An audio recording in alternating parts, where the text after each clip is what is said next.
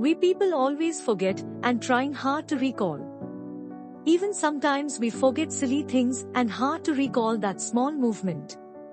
This video shows the reason behind something we forget. Wait, what topic we discussed? No, oh. Sorry, I forget something. What topic we discussed? Yes. Talking about how brain easily forgot what we know. Memories make us who we are. They shape our understanding of the world and help us to predict what's coming.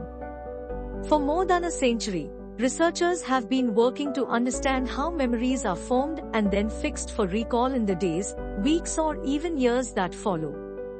But those scientists might have been looking at only half the picture.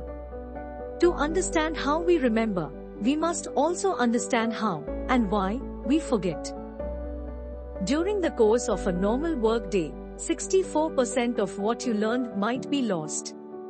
In less than a week, you'd forget as much as 75% of what you learned. When you learn something, a new memory trace is created. But if you don't rehearse and repeat what you have learned, memories decay and fade. In the past decade, researchers have begun to view forgetting as an important part of a whole. Why do we have memory at all? As humans, we entertain this fantasy that it's important to have autobiographical details, Hart says.